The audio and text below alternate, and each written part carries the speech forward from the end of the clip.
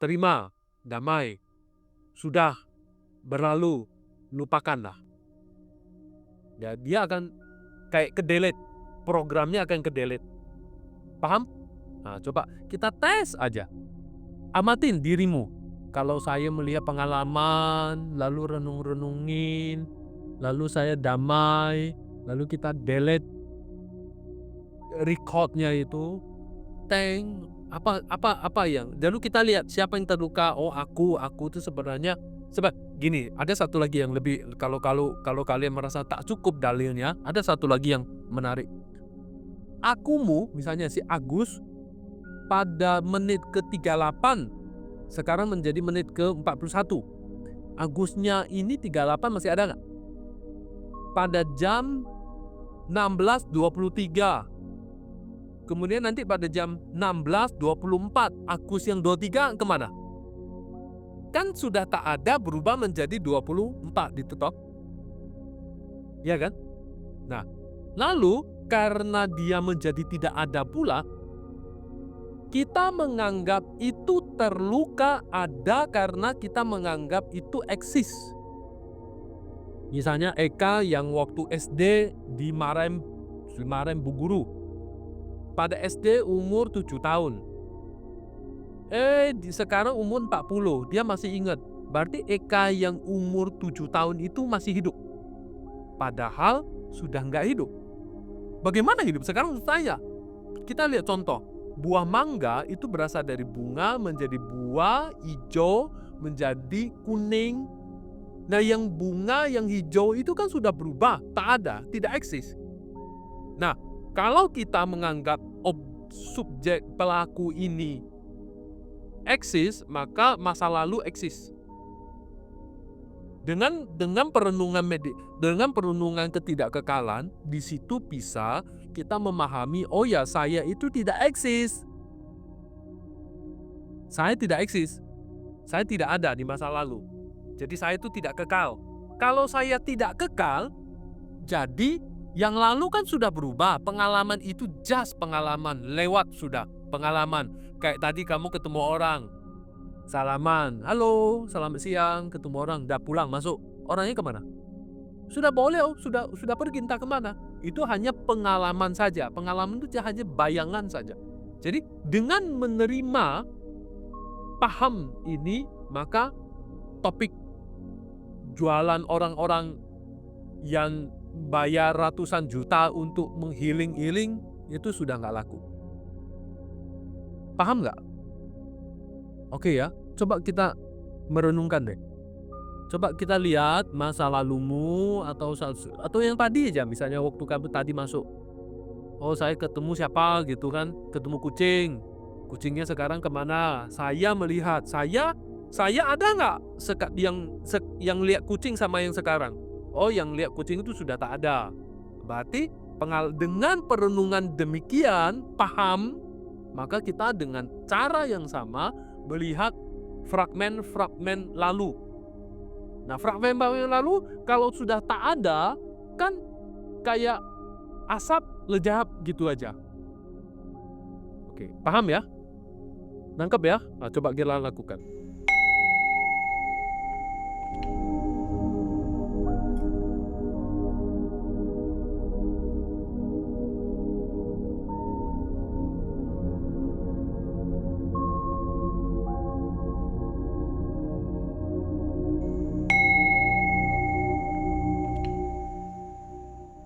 Nah, mungkin orang-orang akan menemukan satu fenomena, yaitu saya tahu bahwa saya tidak kekal, saya tahu kalau itu pengalaman itu hanya fragmen-fragmen kejadian, tapi saya menumbuhkan satu gambaran. Saya begitu mencengkram momen-momen tertentu. Ya, saya begitu mencengkram momen-momen tertentu. Artinya, saya tahu itu tidak kekal, saya tahu itu hanya itu, tapi saya mengingat momen-momen tertentu. Saya mencengkeram. Jadi saya ingat. Ketika saya ingat, saya itu ginkengkeng, cengkram besar-besar. Nah, inilah tugasmu sekarang untuk belajar memahami. Kamu bisa dapatnya dari mana? Dari Chenyi. dari filsafat-filsafat, dari penalaran-penalaran, dari pengertian-pengertian, pahami, kamu mencengkeram. Objek, subjek. Objeknya dicengkram, maka di Chenyi kan suka kita belajar yul. Objek. Objek ini apa? Bonbo segala macam itu objek ini apa? Dikupas sampai habis. Oh, kalau objek itu misalnya ini malah. Malah itu kan objek. Objek. Jadi di Chenyi itu suka dibahas objek. Objek itu barang yang barang, objek, sesuatu yang kita bahas. Kalau kita paham, kita akhirnya menemukan bahwa dia adalah tidak kekal, dibalik aja kacamatanya ini loh. Kita kacamatanya begini balik, set. Aku kan juga objek. Saya ini, si tukang lihat ini, tukang mikir ini, saya kan juga objek. Dia rontok, saya otomatis rontok. Paham nggak? Oke. Nggak usah terlalu stres dengan ini. Nah, jadi dengan pola pikir seperti ini, kita tahu bahwa kita nggak kekal. Tapi kita menciptakan sosok kita, kalimat saya ya, kita menciptakan. Oh, siapa yang menciptakan kita? Sosok kita yang kekal dan kita cengkram sesuatu momen itu. Nah, itu akhirnya nggak melepas. Nah, ada macam-macam faktor. Nanti kita bahas di mental faktor. Mencengkram keras, tidak mau lepas, akhirnya momen itu menjadi. Jadi seolah-olah kita hidup lagi di momen-momen tertentu. Misalnya tahun kesekian, terus blank, tahun kesekian, kita hidup lagi. Paham ya?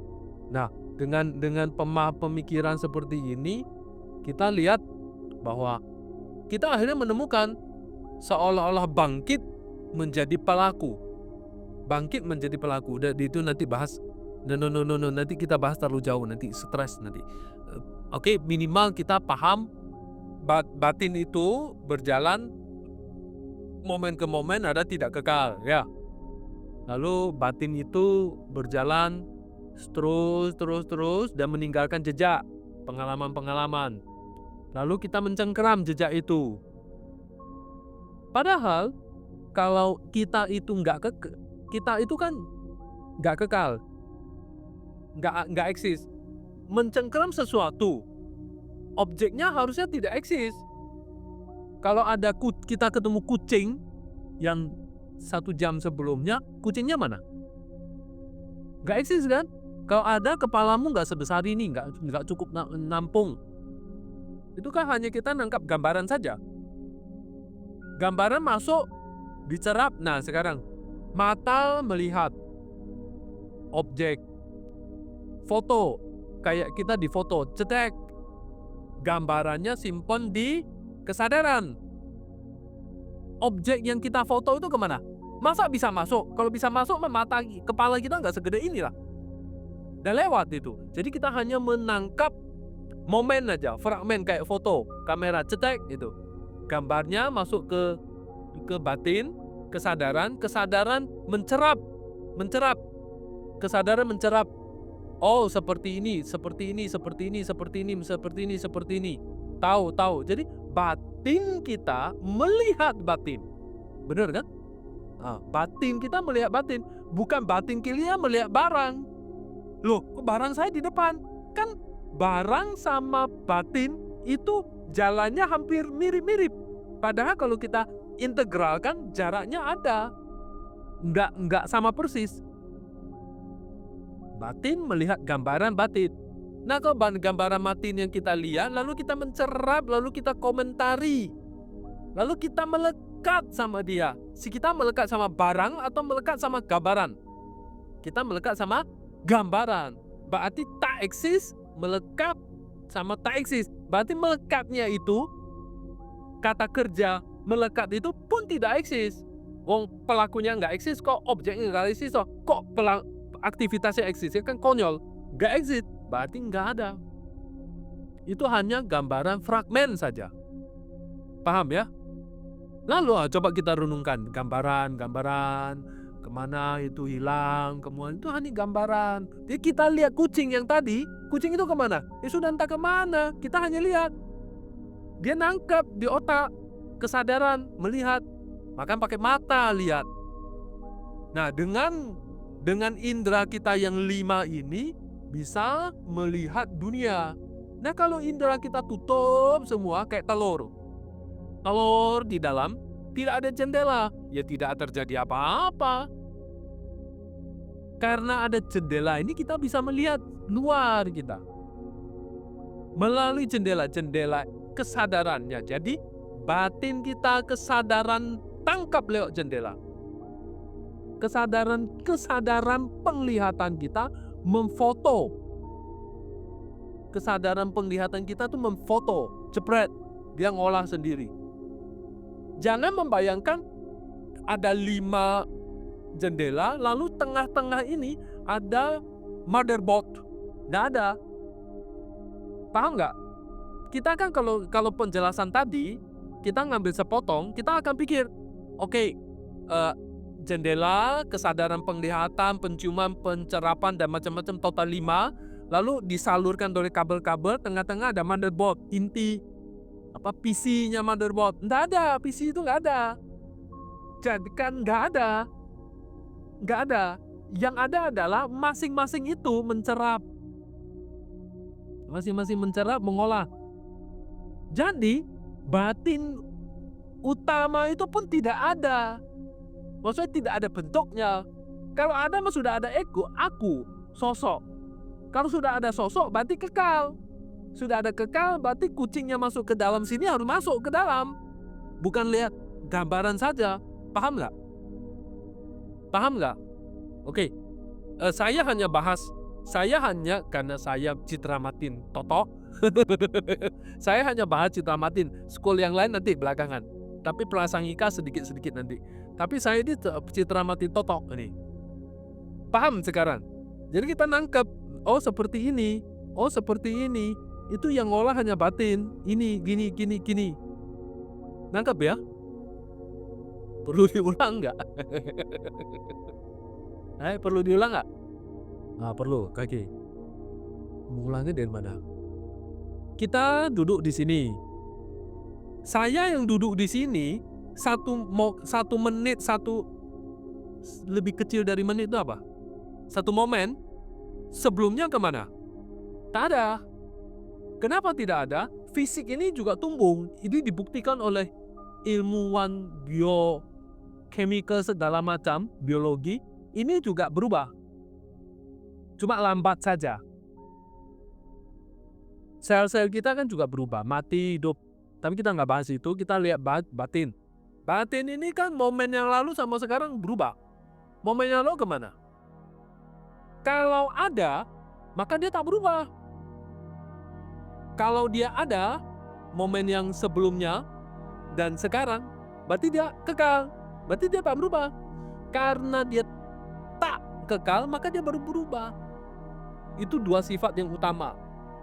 Contoh, mangga. Mangga itu kan dari bunga, kecil, besar, hijau, kuning. Yang hijau, kuning, bunga itu kemana? Berubah, tak ada. Paham ya? Nah, berubah. Lalu kita yang sekarang ini dan momen berikutnya, minggu sekarang tak ada. Berubah menjadi yang momen berikutnya. Paham ya? Lalu, ketika kita mengalami kejadian, itu kan nangkep.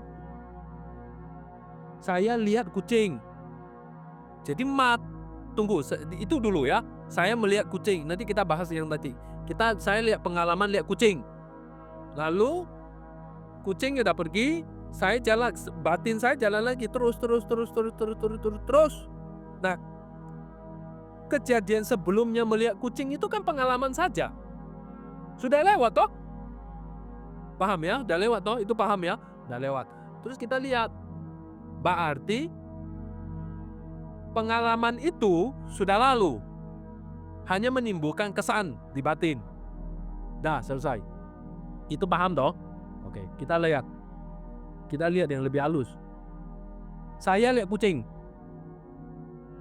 Siapa lihat siapa? Mata lihat kucing.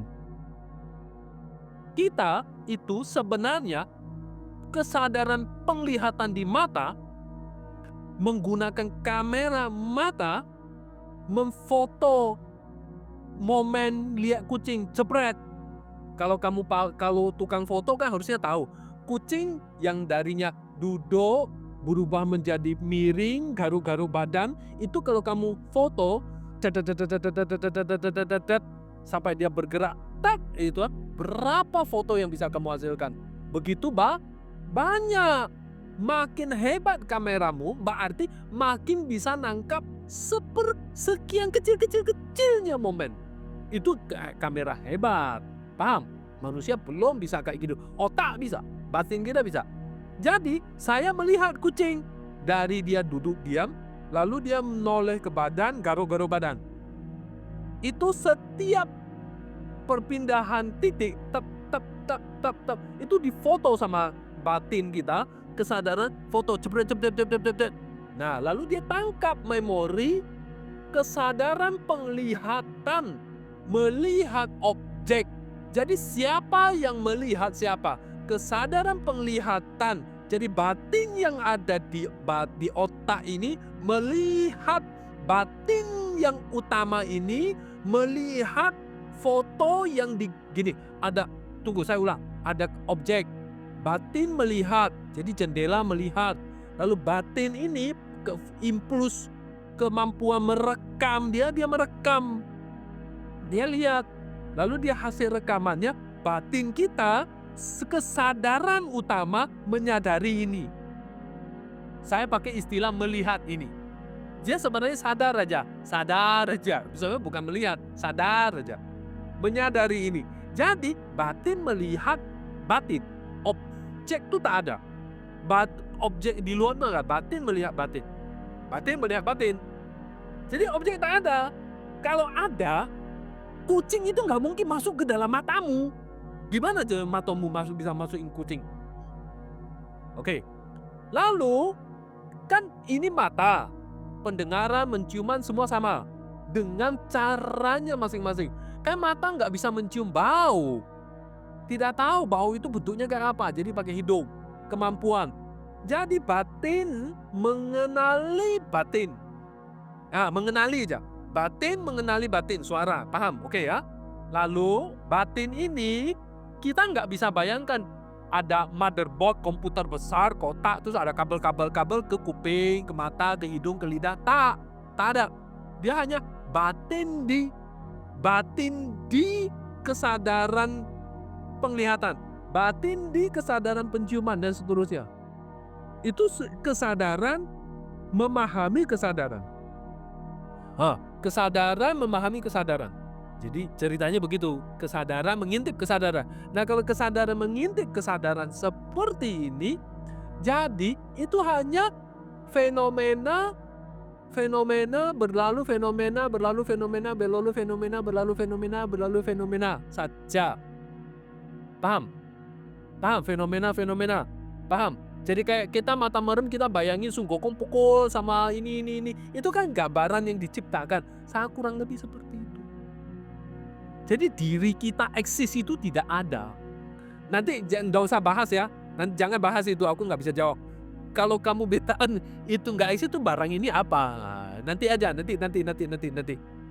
Saya harus buka lagi belajar sama orang yang belajar Chenyi. Saya tak belajar Chenyi, tapi kurang lebih lihat itu dulu. Karena itu berkaitan dengan kalau pengalaman melihat pengalaman, kesadaran melihat kesadaran, jadi itu hanya dia kan tidak kekal, tidak bisa dipegang. Gimbo, mikir Gimboy, tidak ada barangnya yang bisa dipegang gitu loh. Paham? Kalau tidak ada barang dipegang, maka objek ini tidak kekal. Lalu diputar balik, kacamatanya diputar balik, set. Objeknya sekarang jadi kita. Oke ya, paham ya? Tinggal diputar balik aja. Diri kita kan juga objek. Diri kita jadi tidak kekal. Lalu melekat itu kan jadi tidak ada. Jadi selama ini kita menganggap diri kita ada, lalu kita mencengkram itu, akhirnya buat karma. Lalu buat karma, kita harus menerima akibatnya dengan karma itu. Nah, kita harus mengalami samsara. Nah, ini yang akan kita bahas. Kenapa kita bisa ke dalam samsara? Ini yang kita ketemu nih. Besok akan lahir di alam samsara. Nanti kita bahas di contoh ya. Contoh. Ketika kita lahir di neraka. Emang kalian berpikir makhluk neraka itu punya fisik begini? Enggak. Dia tak punya fisik ini. Makhluk neraka itu adalah contoh. Misalnya kita di dalam suatu ruangan. Kita lihat ada orang datang, lalu kita teriak-teriak, "Oh, jangan sakiti aku." Oke? Padahal dia enggak kan? Dia enggak nyakitin aku. Lalu kita lihat tembok, langit, lantai, dinding itu ada api yang membakar kita. Paham? Oke. Di mana apakah kita lihat ada orang seperti itu? Api itu ada dua orang ya. Si yang teriak-teriak itu melihat, yang enggak teriak-teriak, yang datang lihat itu kan tidak ada api ya? Ya kan? Tidak ada api. Jadi karma di neraka, keadaan yang dia terima hanya berlaku oleh dia saja. Paham dok? Paham dok? Ya tak? Lalu kalau begitu, apakah neraka itu eksis dalam bentuk sel, ruangan seperti itu? Itu adalah kesadaran batin, keadaan karma menekan kita, menekan siapa? Menekan ego kita untuk mengalami penderitaan. Seolah-olah gambaran kita itu menjadi api berkobar-kobar. Nah, kalau begitu ditanya, neraka eksis nggak? Eksis. Ada. Dia ngalami kok. Neraka itu tidak eksis nggak? Nggak juga. Karena dia tak fisik. Karena makhluk di neraka tidak ada fisik. Skandalnya beda. Tapi dia mengalami kok. Badannya ditusuk, dipotong, dibakar. Dia ngalami. Oke. Begitu juga setan kelaparan. Ketika dia lahir di alam setan kelaparan, dia melihat matahari ini kayak gurun pasir. Panas sekali. Dia lihat pohon itu kering. Lihat air itu nanah, kotoran di mana-mana. Ini adalah gambaran mental yang muncul ketika dia melihat objek. Ketika gambarannya muncul melihat objek, itu adalah kekuatan karma akibat yang dia buat, dia membuat dia melihat objek seperti itu. Terbiaskan seperti itu. Contoh aja, kalau kalian tidak paham. Kita taruh satu ember air hujan di luar. Satu ember air hujan taruh di luar. Atau kita serok air kotor di bening, taruh air di luar. Pokoknya dia nggak berbau aja. Air itu bagi anjing, bagi setan kelaparan, bagi manusia itu beda barangnya. Beda toh? Bedanya apa? Anjing itu cium-cium air dia diminum, manusia sentuh pun tidak. Cuci kaki aja tidak mau karena itu air kotor. Setan kelaparan lihat itu nanah dan dia bisa makan. So artinya apa? Lalu setan kelaparan melihat ini isinya nanah. Dia makan, dia mengalami dia kelaparan. Dia nggak ada makanan. Mau nggak mau dia harus makan nanah itu. Itulah yang membuat dia menderita di situ. Paham nggak? Paham nggak? Gini, kamu lapar. You nggak menemukan satu lembar daun hijau pun. Adanya nanah dan muntahan. Lalu mau nggak mau kamu makan toh. Kalau nggak kan kamu mati toh. Wong sudah sangat kelaparan kok, nggak mati-mati kok. Nggak mungkin kamu nggak makan. Penderitaan muncul. Yang muncul adalah saya mengalami penderitaan, saya lihat makanan kotor, saya makan, saya menderita. So whole is penderitaan. Paham? Itu adalah buah karma yang mengakibatkan seperti itu. Paham? Oke, kita lihat anjing. Anjing ya kalian lihat sendirilah, anjing dikasih makan. Isinya sama tapi rebutan. Apa itu? Kerakusan. Dia makan sana, makan sini, dia anggap sama. Dia anggap makanan dia lebih enak, padahal dari panci yang sama. So, otaknya itu melihat makanan, dia kejar. So, kesadaran dia, keserakusan dia membuat dia seperti itu. Membuat seperti itu. Paham? Penderitaan neraka adalah penderitaan fisik yang tak tertahankan besar. Segala macam itu menderita. Kenapa? Karma yang dia harus mengalami adalah menderita. Oke, apa yang dilihat? Fenomena muncul di batin dia. So, penderitaan itu mostly kebanyakan itu melalui kesadaran batin kita melihat sesuatu kita menderita.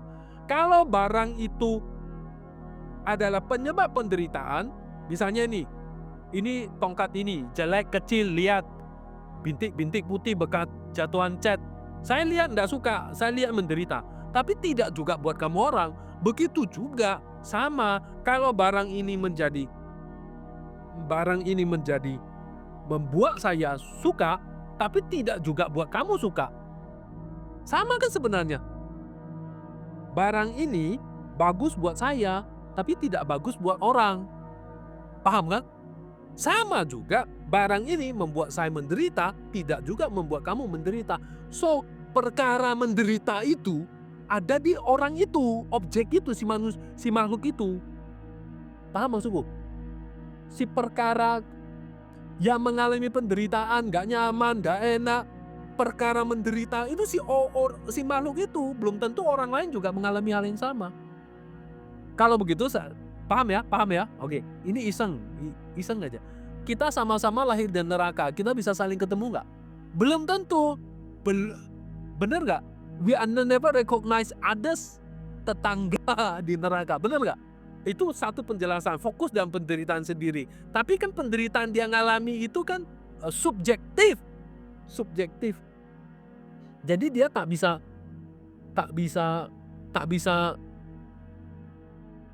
sama dengan orang lain. Misalnya lihat satu ruangan ini, dingin, standar dingin pun tidak sama. Nangkep sekarang? Jadi yang kita fokus ini apa? Memperkuat batin kita sehingga batin kita tuh kokoh. Sehingga kita ini mengalami penderitaan apapun stabil. Jadi cari kebahagiaan tidak di luar, cari kebahagiaan itu ke dalam. Paham sekarang ya? Nah, jadi batin melihat batin.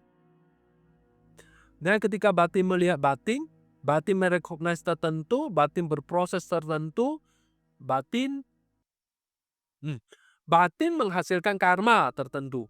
Nah, itu aja. Nanti kan kita dibahas karma fisik, karma verbal, karma ini. Tapi ceritanya begitu, ketidakkekalan yang kita alami, fenomena itu adalah fenomena ketidakkekalan kasar.